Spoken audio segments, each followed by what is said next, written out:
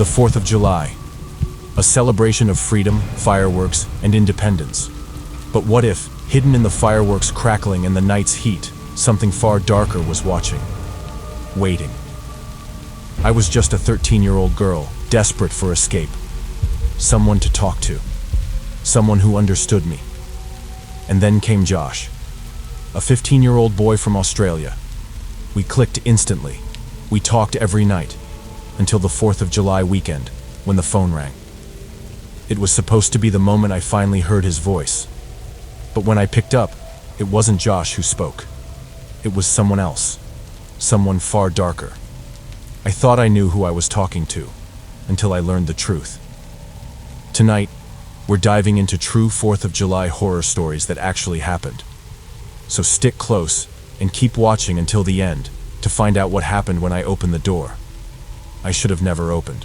But before we start, make sure to subscribe or follow so you never miss any new chilling releases. If you're enjoying the content, hit like, drop a comment, and share this video. Let's see how many of you truly love this kind of episodes. But there's a little twist. One of the stories you're about to hear isn't real. It was completely made up. Watch till the end, try to guess which one, and leave your guess in the comments. Thank you for being part of this journey with me.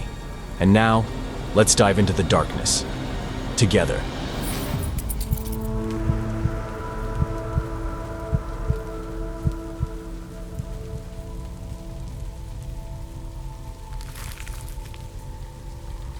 In the late 90s, the internet was still a new world for many of us, especially for a 13-year-old girl living in the middle of nowhere, rural Illinois.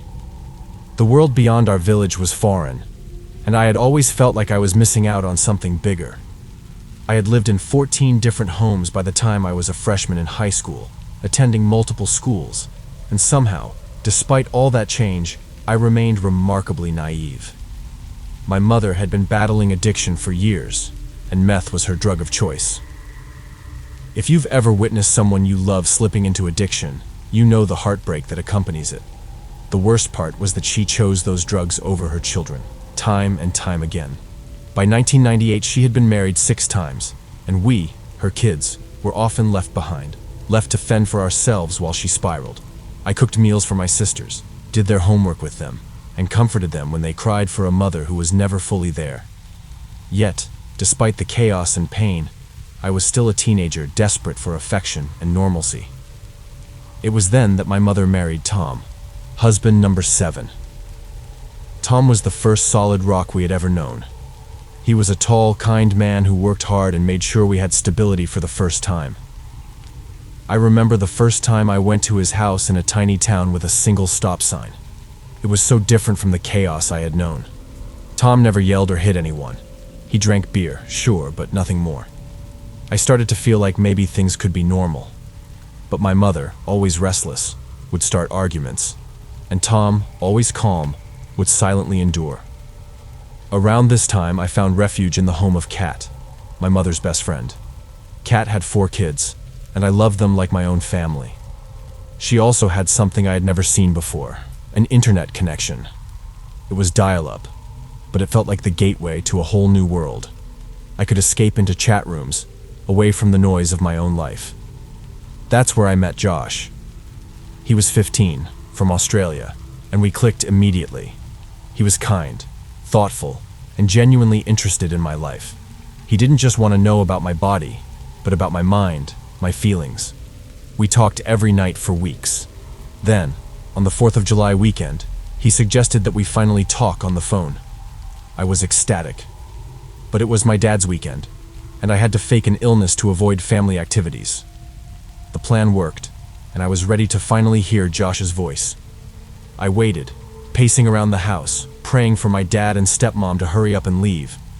Finally, they did, and just as I was about to settle in, the phone rang. I picked it up, heart pounding. A deep voice spoke. "Hello." "Josh?" I whispered, breathless. "Yes, babe, it's Josh." I froze. The voice sounded right, but something felt off. Before I could say anything, the phone clicked and the line went dead. Confused, I checked the caller ID. My dad's name popped up. I felt a surge of panic. How could that be? My dad returned home with his usual irritation, angry that I had been faking sick. He didn't even walk me to the door when he dropped me off. As soon as I entered the house, I was met with an icy silence. Tom and a pair of men in suits were sitting at the kitchen table. The men introduced themselves as agents, and soon I learned the truth. Josh wasn't a 15-year-old boy from Australia. He was actually a 43-year-old man named Bill, using the same line on several girls. He had been grooming me online, and I had no idea how deep the manipulation ran. But things didn't stop there. The agents explained that Bill had purchased plane tickets, one for himself and one for me. He had planned to meet me at a mall, but now the authorities were monitoring him. They warned my mom to keep a very close eye on me. Over the next few months, things only escalated. I started receiving messages from Josh's uncle, claiming that Josh had been in an accident and asking for a picture of me for Josh's room. It felt too real to be fake, and I almost believed the story. But then, a phone call came. The voice on the other end, claiming to be Josh's uncle, was deeper than any voice I'd ever heard. The message was simple. Josh was coming to America. He was flying in soon, and we were supposed to meet at a local mall. I felt an unease gnaw at me. Something wasn't right, but I convinced myself I was just being paranoid. The agents had told us to cut off contact, but I still couldn't shake the thought of Josh. It wasn't long before the agents came back to my home. This time, they said Bill had booked a return flight to Australia in my name. The danger had escalated, and they confiscated Kat's computer to ensure I wouldn't be in contact with him again. Afterward, I tried to tell my best friend what had happened. She didn't believe me. She thought I was just jealous of her relationship with another boy. Our friendship ended that day, and we didn't speak for years. I would later learn that she regretted her harsh words, but I never got an answer to the most terrifying question that still haunted me. What happened to Bill? And why was he so obsessed with me?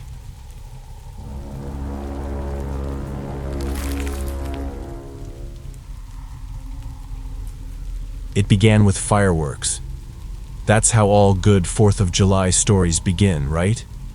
Except these were bursting into the night sky at 3:33 a.m. on July 5th. I jerked awake, my heart racing. I thought I had missed something. Had I slept through the entire holiday? But when I checked the clock and the calendar on my phone, it was still July 5th. Boom. Crack. Another firework.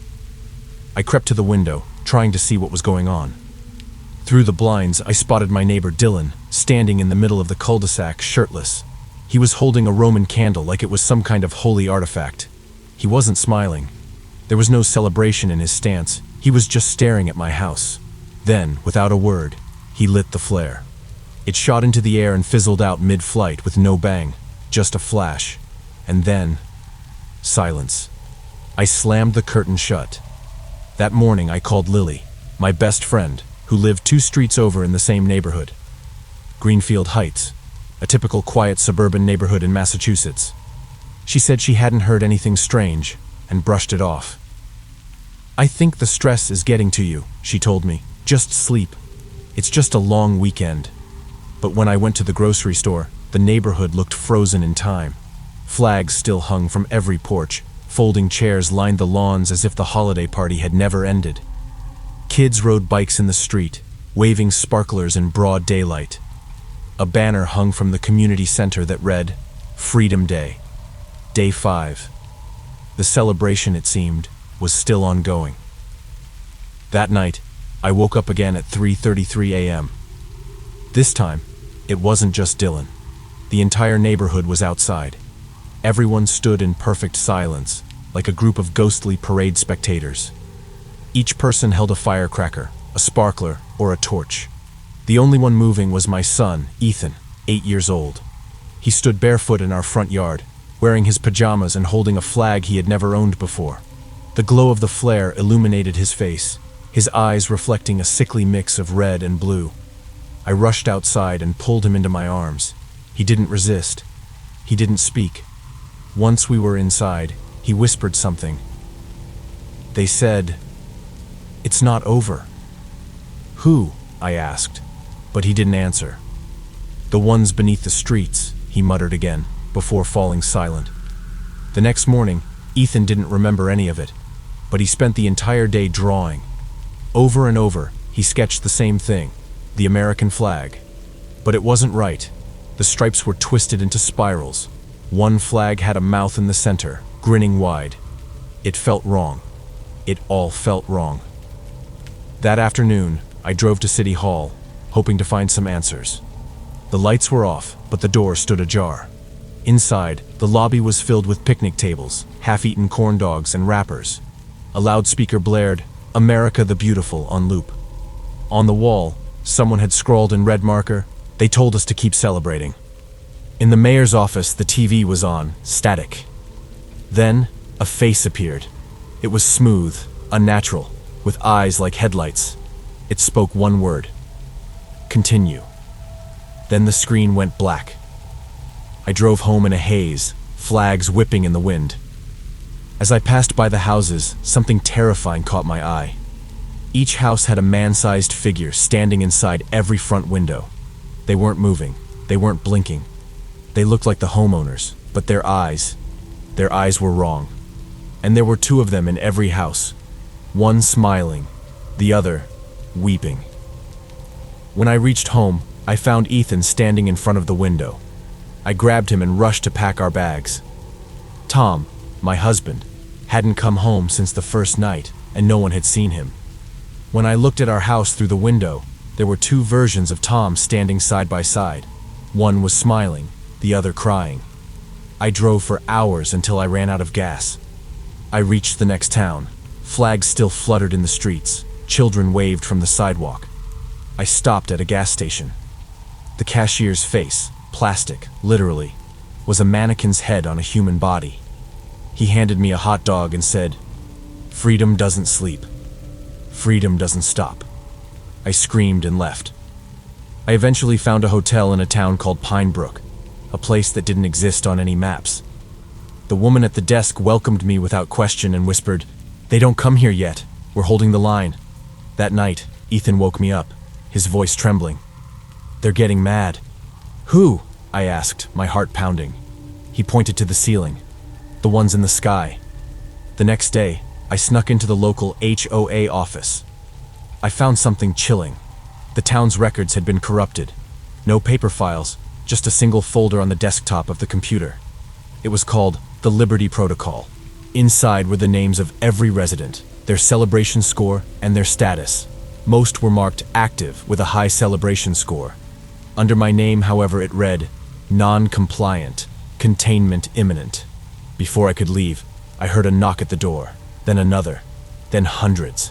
They were coming for me. I ran, hopping over fences, but when I returned to the hotel, Lily was there. She didn't look right.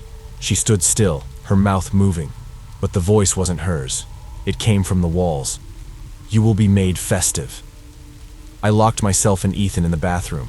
He handed me one of his drawings. It wasn't a flag.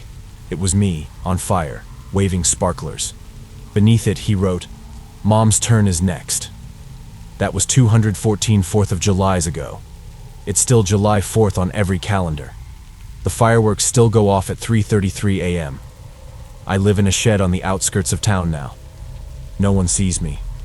Ethan doesn't sleep anymore. He just draws. I keep an old radio on, an old frequency someone told me to try. Sometimes I hear static. Sometimes I hear screaming.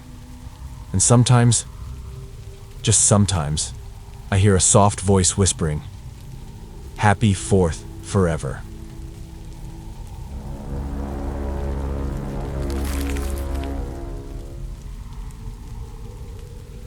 It was the 4th of July, 2015, and the local park near my house was hosting its usual annual fireworks display. I had been there before, and every year it was the same chaotic crowd and endless line of cars, none of which could find parking. The usual hassle. However, what most people didn't know was that there was a hidden spot right next to the park, a small sump that provided an incredible view of the fireworks. I had discovered this spot a few years back thanks to a friend who clued me in. It was secluded and, best of all, had very few visitors. The only access was through a dead-end street that ran alongside the park. Since the 4th fell on a Saturday that year, I knew it would draw even more people. But I also saw the perfect opportunity for a special night with Ashley. a girl I had been seeing for a few months. I had met her in one of my classes the previous semester, and we'd gone on a few dates. This time, I asked her if she'd like to join me for the fireworks. She was thrilled, as she had been wanting to go, but was also tired of the crowds. We made a plan to go to my house first, then walk to the park. We grabbed some drinks, tequila and soda, and I also brought a large blanket for us to sit on. Instead of getting stuck in the parking lot like everyone else, I suggested we go to our private spot. She agreed, excited by the idea. We walked past the parking lot where cars were already piling in and continued toward the dead-end street that led to the sump.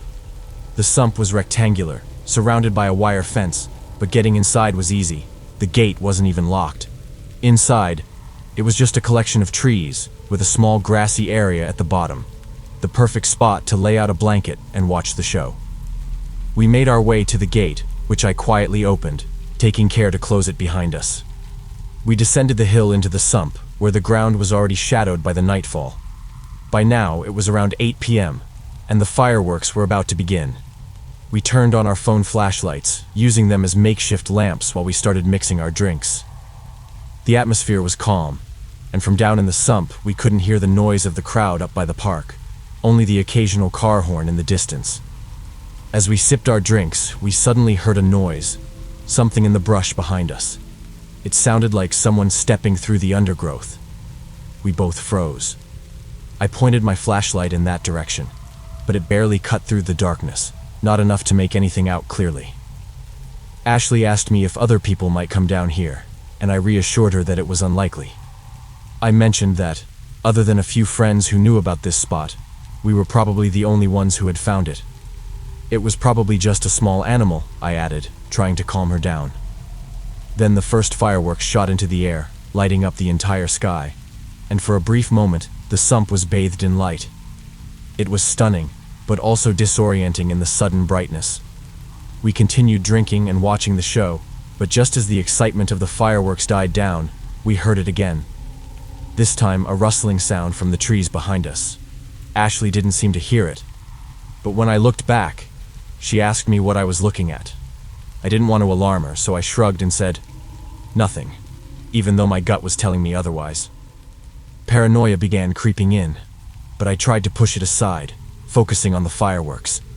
However, as a loud series of bursts lit up the night sky, I looked again into the trees. My heart skipped a beat. A dark shape, something human-shaped, was standing just beyond the trees, barely visible. It looked like it was trying to hide. I whispered to Ashley, "There's someone up there." She turned around to look, but as the sky went dark again, the figure vanished from sight. It was enough to unsettle both of us. Ashley immediately said she wanted to leave. I was glad she said it first because I wasn't sure how much longer I could stay either. We quickly packed up our things, the blanket, the alcohol. Everything was done in a hurry, and just as we were about to leave, the fireworks finale lit up the sky one last time. As we climbed back up the hill, I couldn't help myself.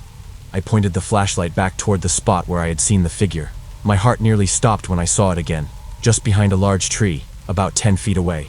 A person, dressed in a black hoodie, stood motionless, but as the flashlight flickered over them, the figure suddenly bolted forward, running at us through the brush. In a panic, I grabbed Ashley's hand and urged her to run. We raced down the street, not stopping until we reached the crowded park area. We didn't hear anyone chasing us, but we didn't stop to look back. Something about that moment told me we were being watched the entire time.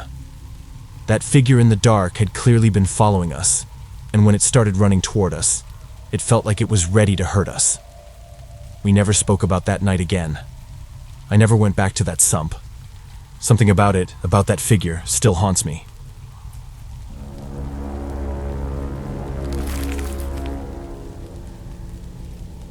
If you've made it to the end of this video, let me know in the comments which story creeped you out the most, and if you could survive only one of them, which one would it be? Don't forget to drop your guess. Which story do you think was the fake one? Also, if you enjoyed the episode, hit super thanks if you're on YouTube, or send us some stars if you're on Facebook to show some love and make your comments stand out. Want to go next level? Get early access to upcoming episodes, exclusive members-only content, and much more by joining our YouTube membership or becoming a Patreon supporter. Trust me, you don't want to miss what's waiting there for you. Don't forget to like, share, and catch up on our previous episodes. And now, stay tuned for the next horror episode.